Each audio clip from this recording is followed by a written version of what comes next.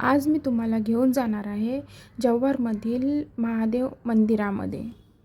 हे मंदिर मार्केटमधून आपण सरळ निघाल्यावरती जव्हार नाशिक रोड आहे, त्या रोडाच्या सरळ पलीकडे गेल्यावरती आपण हे मंदिर बघू शकतो। जव्हारमधील महादेववाडीतील बाणेश्वर महादेव मंदिर हे अत्यंत प्राचीन आणि जागृत देवस्थान मानले जाते, ज्याचा संबंध मुकणे राजघराण्याशी आणि जव्हारच्या इतिहासाशी संबंधित आहे।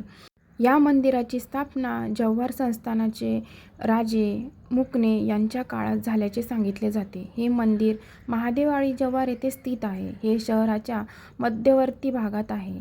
हे मंदिर जुन्या पद्धतीच्या कौलारू आणि दगडी बांधकामाचे उत्तम उदाहरण आहे।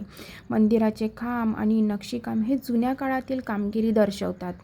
जव्हारचे राजे महाराजे यांचे हे कुलदैवत आहे, आराध्य दैवत मानले जाते।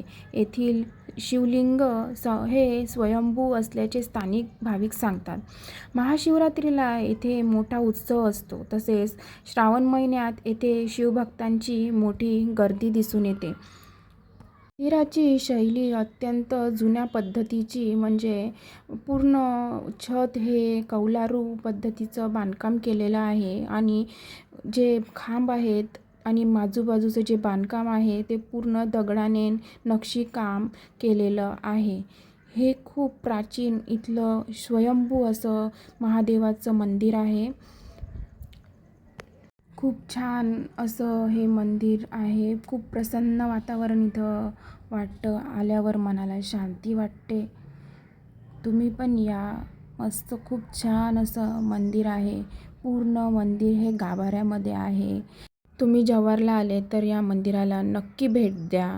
मंदिराचं जेव्हा बांधकाम केलं तेव्हा आदर्श नाट्य मंडळाने 1891 मध्ये या मंदिराच्या लाद्या वगैरे बसवण्याचा खर्च केला होता।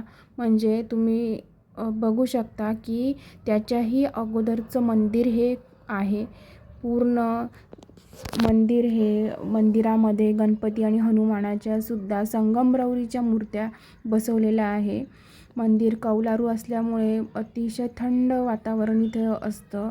एवढ्या कडकडीत उन्हात सुद्धा मंदिरात एकदम थंड वातावरण असं आहे इथे। पूर्ण मंदिर आणि खूप छान असं हे मंदिर आहे। जव्हारला जर आले तर नक्की महादेववाडी बाणेश्वर महादेव मंदिर इथे तुम्ही नक्की या। भेटूया नेक्स्ट व्हिडिओमध्ये। धन्यवाद।